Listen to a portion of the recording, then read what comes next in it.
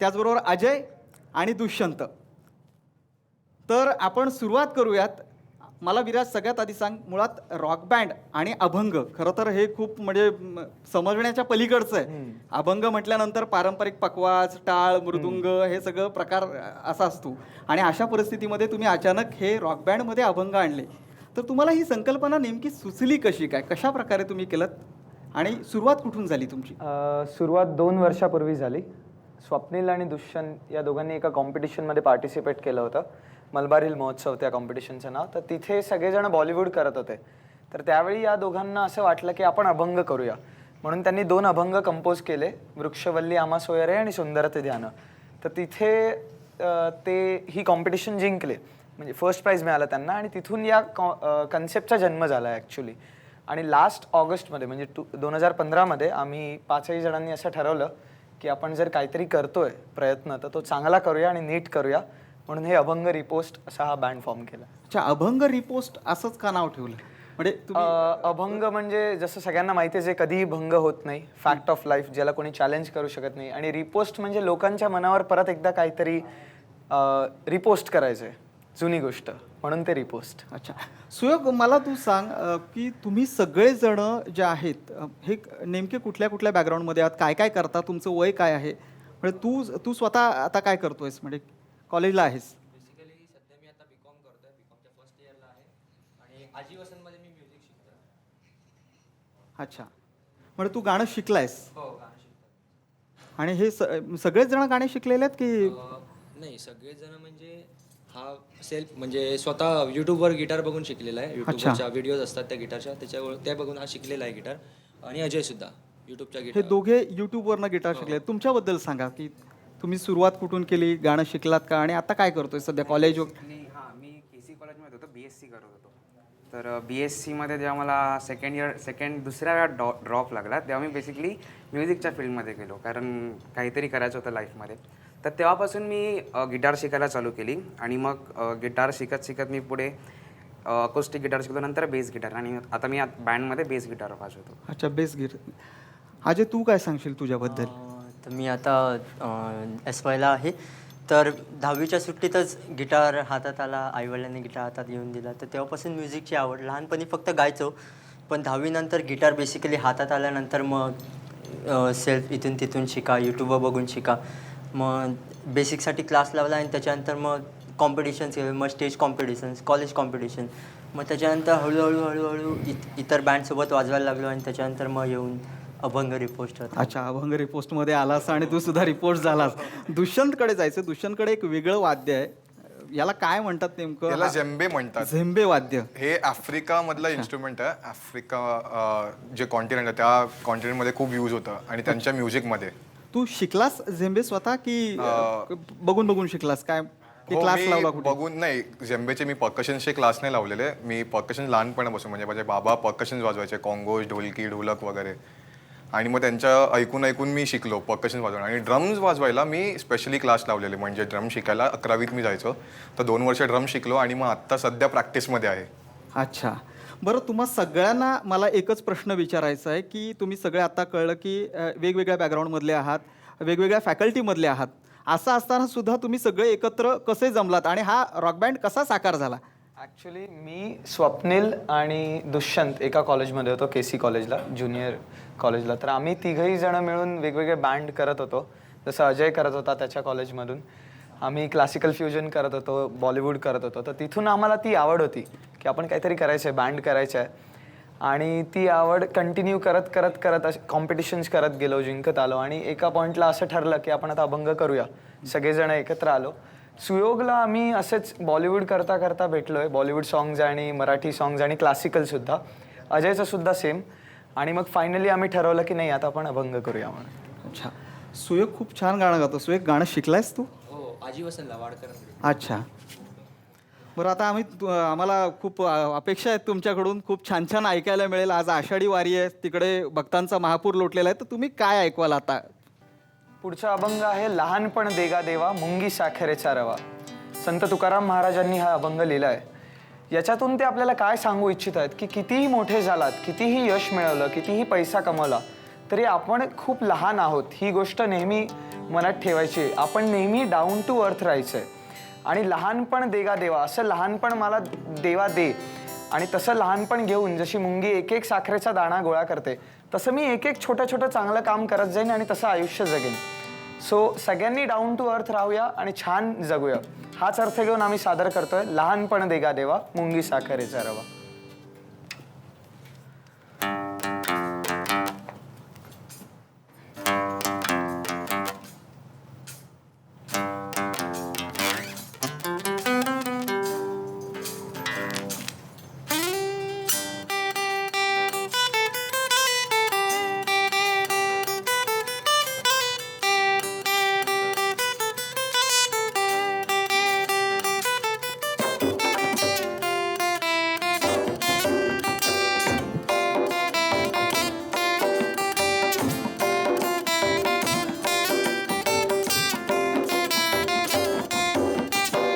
लहानपण देगा देवा, लहानपण देगा देवा, लहानपण देगा देवा, लहानपण देगा देवा, मुंगी साखरेचा रवा, मुंगी साखरेचा रवा, मुंगी साखरेचा रवा, मुंगी साखरेचा रवा, लहानपण देगा देवा, लहानपण देगा देवा, लहानपण देगा देवा, लहानपण देगा देवा, मुंगी साखरेचा रवा, मुंगी साखरेचा रवा, मुंगी साखरेचा रवा, मुंगी साखरेचा रवा.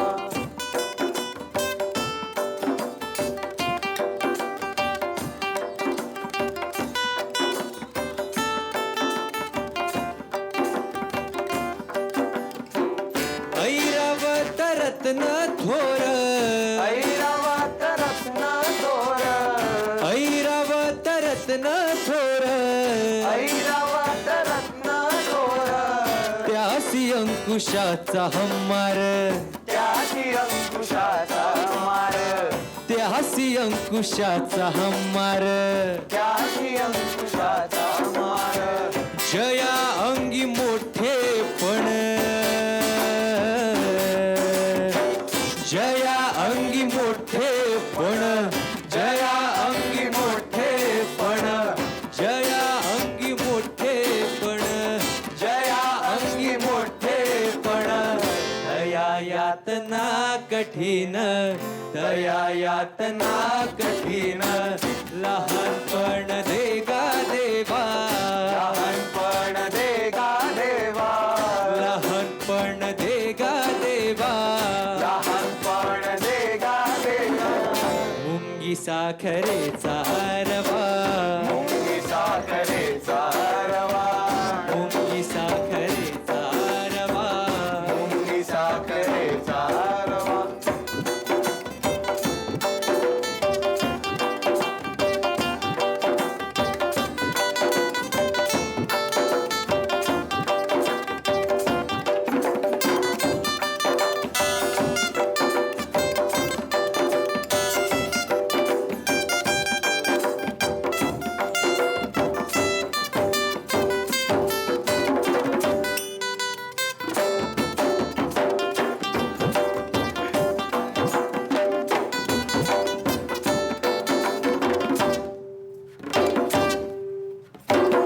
तुका म्हणे बरवे जाण, म्हणे बरवे जाण, तुका म्हणे बरवे जाण, तुका म्हणे बरवे जाण. तर संत तुकाराम महाराज या अभंगातून काय अर्थ निघतं हे सांगतायत पुढच्या एका ओळीत. तर नीट काळजीपूर्वक ऐका. जर आवडेल तर त्याचा आनंद लुटा आणि टाळ्या वाजवा.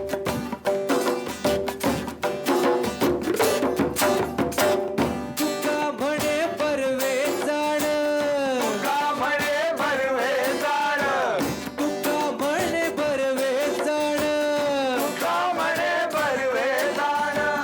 व्हावे लहान होऊन लहान व्हावे लहानहून लहान व्हावे लहानहून लहान व्हावे लहानहून लहान लहानपण दे गा देवा लहानपण दे गा देवा लहानपण दे गा देवा लहानपण दे गा देवा मुंगी साखरेचा रवा मुंगी साखरेचा रवा मुंगी साखरेचा रवा मुंगी साखरेचा रवा लहानपण दे गा देवा लहानपण दे गा देवा लहानपण दे गा देवा लहानपण दे गा देवा मुंगी साखरेचा रवा मुंगी साखरेचा रवा मुंगी साखरेचा रवा. वा क्या बात आहे. तुम्ही तर एकदम मजाच आणली सगळी. लहानपण देगा देवा मुंगी साखरेचा रवा. आणि खरं तर तुम्ही लहानच आहात, अजून कॉलेजमध्ये शिकताय. तर मला एक विचारावं असं वाटेल तुम्हाला की तुम्ही आता हा सगळा रॉक बँड तयार केलेला आहे, तर तुमच्या घरातून कसा तुम्हाला सपोर्ट मिळतोय? कारण बऱ्याचदा काय होतं, आपल्या घरामध्ये एक असं असतं की बाबा मुलगा रॉक बँड करतोय किंवा काहीतरी करतोय, आता शिकायचं वय आहे, त्याने करिअरकडे लक्ष दिलं पाहिजे, यात काय करिअर आहे का? तर काही म्हणजे तुम्हाला सपोर्टिव्ह आहे की काय? पहिले थोडासा त्रास झाला प्रत्येकाला, की सुरुवातीला, कारण प्रत्येकाला होतं स्ट्रगलिंग पिरियड ज्याला आपण म्हणतो. तर पहिले थोडेसे आम्ही 8-8 तास 10 तास बाहेर असायचो प्रॅक्टिससाठी किंवा कॉम्पिटिशनसाठी. तर काय चाललंय नक्की ते कळायचंच नाही आईबाबांना की तू नक्की करतोयस काय. पण ज्यावेळी आमचा एक कार्यक्रम झाला 8 एप्रिल गुढीपाडव्याच्या दिवशी, आणि त्या दिवशी जेव्हा सगळ्यांचे आईबाबांनी बघितलं की इतके लोक थांबून यांचा कार्यक्रम बघतात, त्या दिवसापासून फुल सपोर्ट आहे आणि आम्हाला मदत करतात की नवीन अभंग मिळाला किंवा एखादी छान ओळ मिळाली, एखादा छान अर्थ त्यांना सापडला अभंगांबद्दलचा, तर लगेच आम्हाला मेसेज करणार, व्हॉट्सअप करणार. सो आता छान सपोर्ट. आम्हाला सगळ्यांना याचं एक कुतूहल आहे की तुम्ही सगळेजण हे अभंग करता, तर ही सुरुवात कशी होते? कंपोज कसे करता? तुमच्यामध्ये कोणी स्पेशल कंपोजर आहेत, कोणाची मदत घेता की अभंग कसे निवडता? अच्छा, अभंग निवडणं म्हणजे आमचे प्रत्येक अभंग मोस्टली त्याच्यातून काहीतरी उपदेश जाईल किंवा मॉरल मेसेज आपण ज्याला म्हणतो असेच असतात. सो संत तुकाराम महाराजांचे आहेत, संत ज्ञानेश्वर महाराजांचे आहेत, चोखामेळांचा एक अभंग आहे. आणि कंपोजिशनच्या बाबतीत गंमतच आहे, म्हणजे आम्हाला प्रत्येकजण हा प्रश्न विचारतो की कंपोजिशन कसं करता, तर त्यात सांगायचं काय हेच मला कळत नाही. कारण आम्ही सहज बसलेले असतो, दुष्यंत आणि मी एखादा रिदम वाजवतो आणि त्याच्यावर अजय एखादी अचानक कॉर्ड चालू करतो वाजवायला आणि अचानक ते कंपोज होऊन जातं आमच्याकडून. आम्ही करत काही नाही, बेसिकली आम्ही ठरवून असं काही नाही होत, ते जस्ट होऊन जातं. तरी पण तुम्ही कोणाकडून तरी इन्स्पिरेशन घेतलं असेल? हा, आमच्या मेनली हा बँड इन्स्पायर्ड आहे नीरज आर्यास कबीर कॅफे म्हणून एक बँड आहे, जे संत कबीरचे दोहे करतात कंटेम्पररी फोक फ्युजन पॅटर्नमध्ये, जसं आमचं आहे फोक फ्युजनमध्ये. तर त्यांनी आम्हाला बराच सपोर्ट केला आहे हे अभंग करण्यासाठी, की तुम्ही काय करा, कसं कंपोज करा किंवा काय म्युझिक आवडतं लोकांना, कसं तुम्ही मांडू शकता लोकांपर्यंत, या सगळ्या गोष्टीसाठी त्या बँडने बरंच सपोर्ट केलेला आहे आम्हाला. बरं सुयोग, आता तुमचे बरेच गाणी तयार झालेली आहेत, जवळपास 12 गाणी तुम्ही तयार केलेली आहेत. बरं, त्याच्यानंतर काही व्हिडिओ तुमचे यूट्यूबवर सुद्धा तुम्ही अपलोड केले आहेत, 9X सुद्धा गाणी तयार केलेली आहेत. तर आता यापुढे जाऊन आणखीन काय तुमचा उद्देश आहे की काय तुम्ही पुढे जाऊन करणार आहात? आम्ही बेसिकली अभंगच चालू ठेवणार आहे, कारण आम्हाला अभंग बोलतात, आम्हाला अभंग करायला आम्हाला स्वतःला आवडतं बेसिकली. आणि अभंगातूनच आम्हाला लोकांना म्हणजे अभंगातून काय काय शिकायला भेटतं ते आम्हाला लोकांपर्यंत पोहोचवायचं. त्यासाठी आम्ही अभंग करणार, कारण मोस्ट ऑफ महाराष्ट्रात फक्त अभंग आहेत, आम्हाला पूर्ण देशात पूर्ण जगात अभंग पसरवायचे आहेत. हा आमचा मेन मोटो आहे. पण तुम्ही फक्त मराठी अभंगांपुरता मर्यादित राहणार आहात की आणखीन काही प्रयत्न आहे का? इतर भाषेतले अभंग आहेत त्या भाषेत सुद्धा असा प्रयोग करण्याचा काही प्रयत्न आहे का? हां, तुला काय? बेसिकली मला असं वाटतं, किंवा आपण जर थोडं वाचलं, प्रत्येकाने जेवढं आम्ही वाचलं त्याच्यातून आम्हाला असं कळलं की जे कबीरने सांगितलंय किंवा जे अमीर खुसरोजींनी सांगितलंय तेच तुकारामांनी सांगितलंय, फक्त भाषा वेगळी आहे, एक पद्धत वेगळी आहे. त्यामुळे त्याच्यातून पण आम्ही अर्थ पोहोचू नक्कीच. तुम्ही विठ्ठलाच्या चरणी काय सेवा अर्पण करताय? कुठला अभंग सादर करताय? पुढचा अभंग आहे आम्ही बी घडलो तुम्ही बी घडाना. क्या बात आहे. तर होऊन जाऊ द्या, आम्ही बिघडलो तुम्ही बिघडाना. तर आपण वळूया, आम्ही बिघडलो तुम्ही बिघडाना.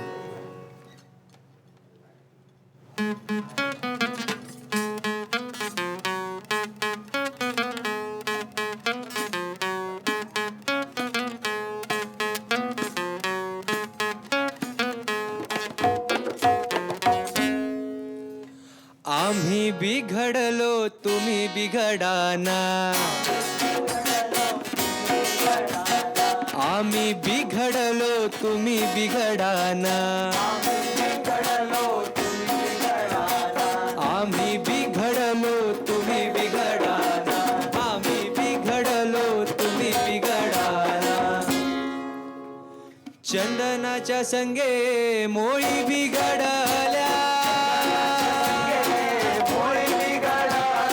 चंदनाच्या संगे मोळी बिघडल्या मोळी बिघडल्या चंदनमय झाल्या मोळी बिघडल्या चंदनमय झाल्या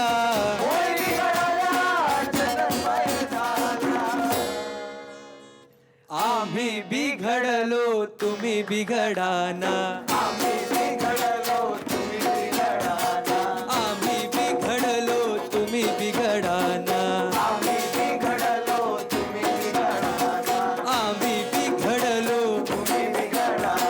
आम्ही बिघडलो सागराच्या संगे नदी बिघडली सागराच्या संगे नदी बिघडली नदी बिघडली सागराची झाली नदी बिघडली सागराची झाली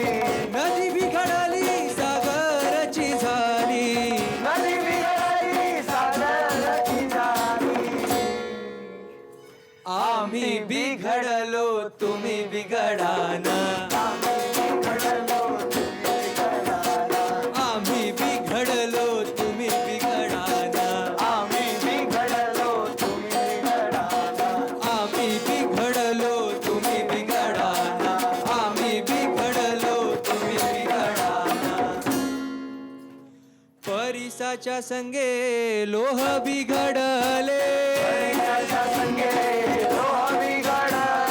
परिसाच्या संगे लोह बिघडले लोह बिघडले सुवर्णाची झाले लोह बिघडले सुवर्णाची झाले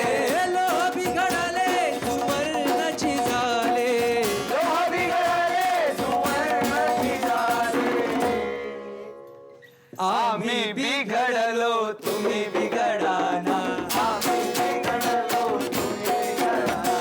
आम्ही बिघडलो तुम्ही बिघडाना आम्ही बिघडलो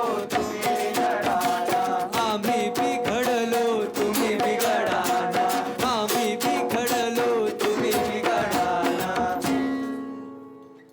अभंगांच्या संगे आम्ही बिघडलो अभंगांच्या संगे आम्ही बिघडलो आम्ही बिघडलो अभंगाची झालो आम्ही बिघडलो अभंगाची झालो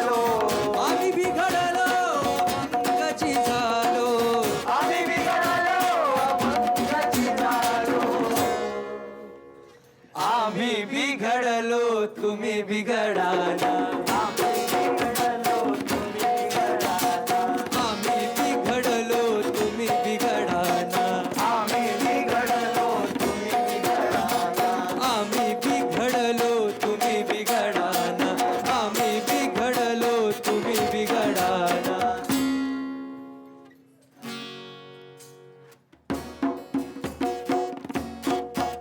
तर पुढे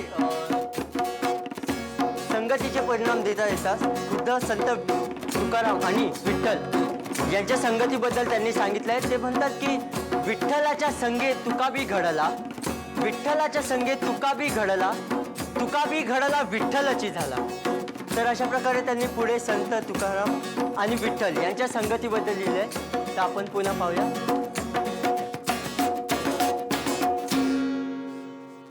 विठ्ठलाच्या संगे तुका बिघडला विठ्ठलाच्या संगे तुका बिघडला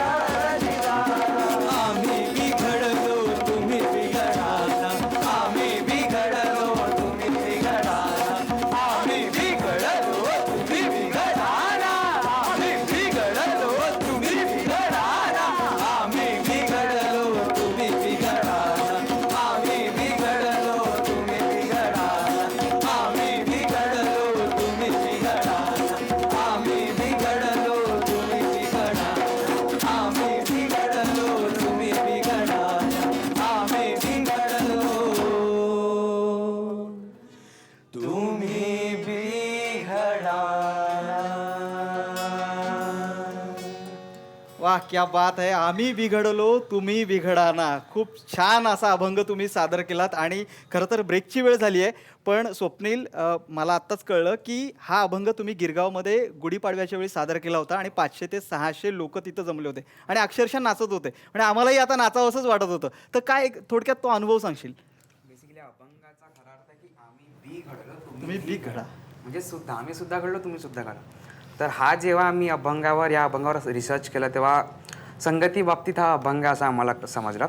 आणि आम्हाला या अभंगाचं कंपोजिशनच असं करायचं होतं की जे लोकांच्या लक्षात राहील. कारण संगत ही माणसाच्या आयुष्यातली खूप महत्त्वाची गोष्ट आहे आणि ते लोकांच्या लक्षात राहिलं पाहिजे की आपण संगत कशी ठेवावी.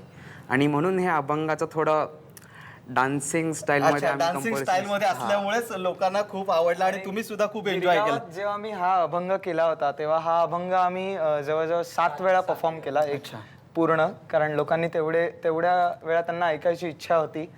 सो कंटिन्युअस एकानंतर एक असं 7 वेळा नक्कीच आम्हाला पण 7 वेळा ऐकायला आवडेल, पण वेळेचं बंधन आहे. हरकत नाही. आपल्याला या अभंग रिपोर्टच्या या युवा वारकऱ्यांसोबत अशीच अभंगांची मजा लुटायचे, चांगले चांगले अभंग आणखीन त्यांच्याकडून ऐकून घ्यायचेत. पण तूर्तास तीर्थ विठ्ठल या कार्यक्रमात वेळ झाली एका छोट्याशा ब्रेकची.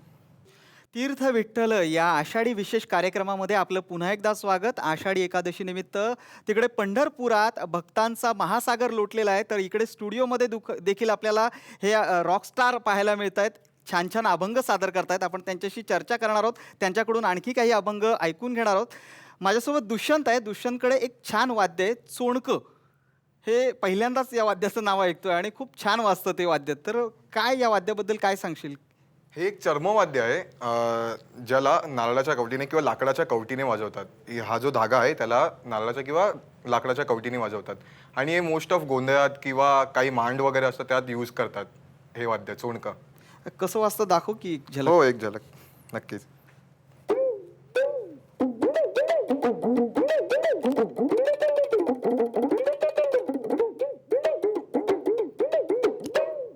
क्या बात आहे. मला वाटतं ते अजय अतुलचं एक गाणं होतं, लल्लाटी भंडारा, त्याच्या सुरुवातीला असाच टोन आलेला होता. याच्यामध्ये किती उपयोग होतो म्हणजे या वाद्याचा रॉक बँडमध्ये तुमच्या? नाही, रॉकमध्ये उपयोग होत नाही, पण आम्ही लोकांनी त्याचा उपयोग केलाय की एक फोक इन्स्ट्रुमेंट आहे, आपल्याच मातीतलं एक इन्स्ट्रुमेंट आहे, महाराष्ट्रातलं इन्स्ट्रुमेंट आहे. म्हणून आमची इच्छा आहे की आम्ही हे वाद्य यात यूज केलं.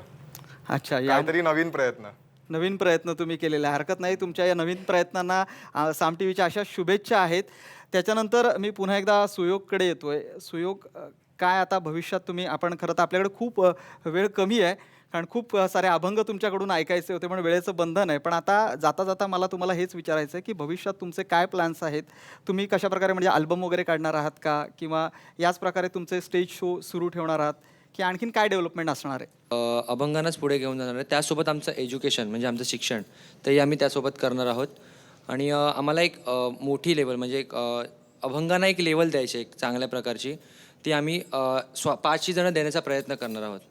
तर तू जसं म्हणालास की अभंगामध्ये तुम्हाला आता अशाच प्रकारे वाटचाल करायची आहे, तर तुमचा हा जो ग्रुप आहे असाच अभंग राहू द्या, ही युनिटी अशीच कायम राहू द्या. साम टी व्हीकडून तुम्हाला खूप खूप शुभेच्छा. आणि जाता जाता तुमचा गाजलेला अभंग जो आहे, आनंदाचे डोही आनंद तरंग, तो आमच्या प्रेक्षकांसाठी आणि तुमच्या चाहत्यांसाठी एकदा होऊन जाऊ द्या. नक्कीच. आनंदाचे डोही आनंद तरंग, आनंदाची अंग आनंदाचे. हा अभंग संत तुकाराम महाराजांनी लिहिलेला आहे आणि याच्यातून ते हेच सांगू इच्छित आहेत की आपल्या आनंदात आपला आनंद लपलाय. तर तुम्ही विचाराल माझ्या आनंदात माझा आनंद लपलाय म्हणजे काय? तर आजकाल आहे ना, आपण या सोशल मीडियामुळे किंवा व्हॉट्सॲपमुळे, फेसबुकमुळे आपण आपल्या भावना व्यक्त करणं विसरून गेलेले आहोत. आपला आनंद, आपलं दुःख, आपलं प्रेम, या गोष्टी व्यक्त करणंच आपण विसरून गेलोत. कोणी आपल्याला जोक पाठवला तर त्याच्यावर मस्त हसण्याची स्माइली पाठवतो आणि हसतो, पण खरंच आपण तिथे बसलेलो असताना आपण हसतो का? आपल्याला जर रडायला आलं तर खरंच आपण रडतो का? आपल्याला वाईट वाटलं तर आपण खरंच समोरच्याला सांगतो का की अरे बाबा मला खरंच वाईट वाटलंय तू काहीतरी बोललास? तर या भावना व्यक्त केल्या पाहिजेत. तो आनंद आपण घेतला पाहिजे स्वतःत सामावून आणि तो व्यक्त करता आला पाहिजे. तर असाच आनंद प्रत्येकजण व्यक्त करूया आणि आषाढी एकादशी निमित्त हाच आनंद एकत्र घेऊन आम्ही सादर करतोय. आनंदाचे डोही आनंद तरंग, आनंदाची अंग आनंदाचे.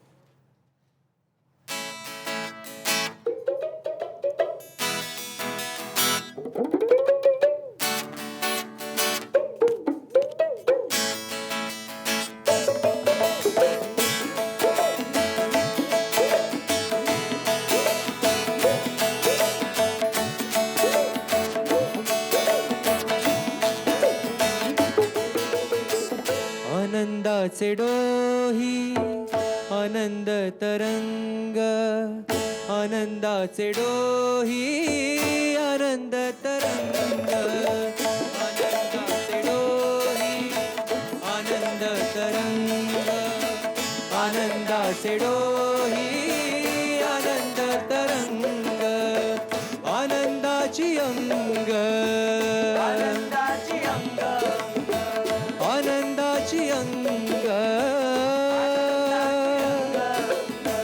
आनंदाचे आनंदाचे आनंदाचे डोही आनंद तरंग आनंदाचे डोही आनंद तरंग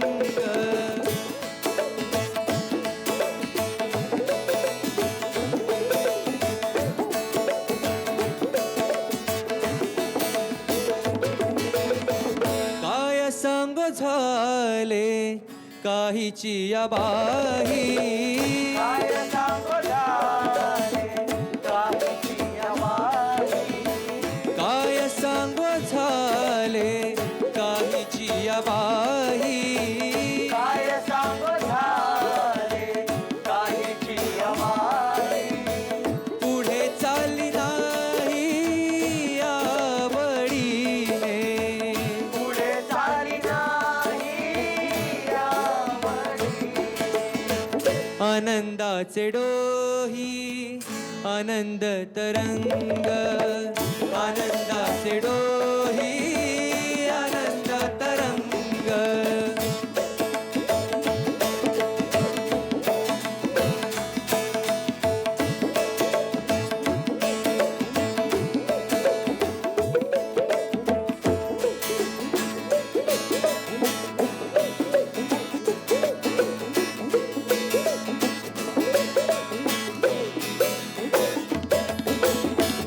गर्भाचे आवडी मातेचा डोहाळा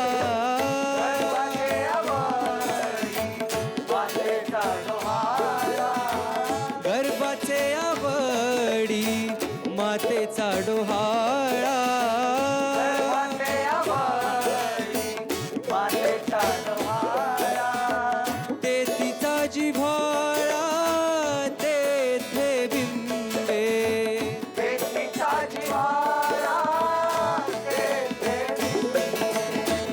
तुका म्हणे तैसा ओतलासे ठसा तुका म्हणे तैसा तैसा ओतलासे तुका म्हणे तैसा ओतलासे ठसा तुका म्हणे तैसा तैसा ओतलासे ठसा तर संत तुकाराम महाराज काय म्हणतात बघा, गर्भाचे आवडी मातेचा डोहाळा तेथीचा जिव्हाळा तेथे बिंबे. याचा अर्थ जेव्हा एखाद्या आईच्या पोटात बाळ असतं, लहान मूल असतं, तेव्हा त्या बाळाला जी गोष्ट खावीशी वाटते त्या गोष्टीचे त्या आईला डोहाळे लागतात. मग भले ती गोष्ट त्या आईला आवडू दे वा न आवडू दे, तरीही ती गोष्ट ती आई खाते. सो यात प्रेम आहे, यात माया आहे, यात जिव्हाळा आहे. आणि अशाच मायेचा ठसा विठ्ठल देवाने तुकारामांवर ओतलाय. विठ्ठल देवाच्या संगतीत संत तुकाराम राहून त्यांना जे काही अनुभव आले ते त्यांनी त्यांच्या अभंगांद्वारे आपल्या समोर मांडलेत. आणि हे अभंग करता करता आम्हाला जे काही अनुभव आलेत ते तुमच्या समोर मांडतो. तुका म्हणे तैसा ओतलासे ठसा तुका म्हणे तैसा तैसा ओतलासे ठसा तुका म्हणे तैसा ओतलासे ठसा तुका म्हणे तैसा तैसा ओतलासे ठसा अनुभव सरिसा मुखाला अनुभव सरिसा मुखाला अनुभव सरिसा मुखाला अनुभव सरिसा मुखाला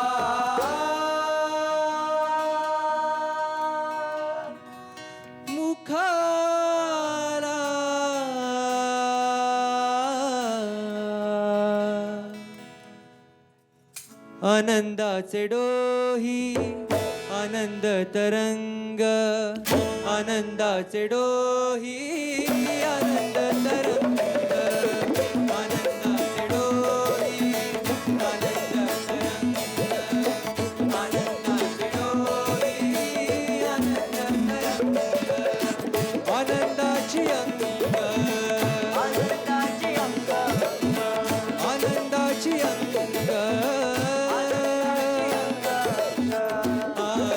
आनंदाचे आनंदाचे आनंदाचे डोही आनंद तरंग आनंदाचे डोही आनंद तरंग आनंदाचे डोही आनंद तरंग आनंदाचे डोही आनंद तरंग आनंदाचे डोही आनंद तरंग आनंदाचे डोही आनंद तरंग आनंदाचे डोही आनंद तरंग आनंदाचे डोही आनंद तरंग आनंदाचे डोही आनंद तरंग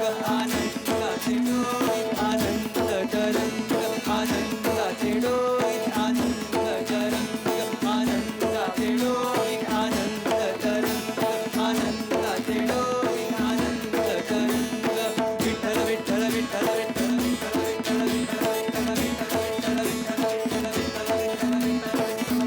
विठ्ठल पांडुरंग विठ्ठल विठ्ठल पांडुरंग विठ्ठल विठ्ठल पांडुरंग विठ्ठल विठ्ठल पांडुरंग विठ्ठल विठ्ठल पांडुरंग विठ्ठल विठ्ठल पांडुरंग विठ्ठल विठ्ठल पांडुरंग विठ्ठल विठ्ठल पांडुरंग विठ्ठल विठ्ठल पांडुरंग विठ्ठल विठ्ठल पांडुरंग विठ्ठल विठ्ठल पांडुरंग विठ्ठल विठ्ठल पांडुरंग ज्ञानेश्वर माऊली ज्ञानराज माऊली तुकाराम ज्ञानेश्वर माऊली ज्ञानराज माऊली तुकाराम ज्ञानोबा माऊली तुकाराम ज्ञानोबा माऊली तुकाराम ज्ञानोबा माऊली तुकाराम ज्ञानोबा माऊली तुकाराम जय जय राम कृष्ण हरी जय जय राम कृष्ण हरी जय जय राम कृष्ण हरी जय जय राम कृष्ण हरी जय जय राम कृष्ण हरी जय जय राम कृष्ण हरी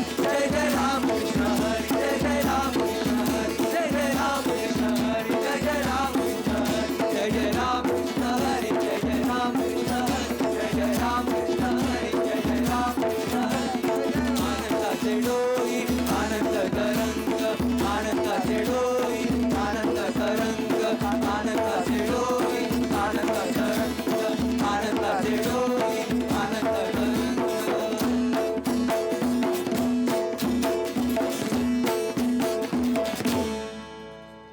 कुंडली कवरते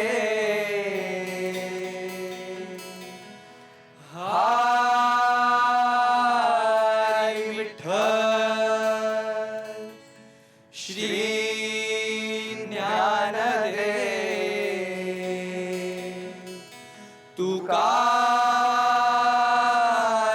तुकाराम पंढरीनाथ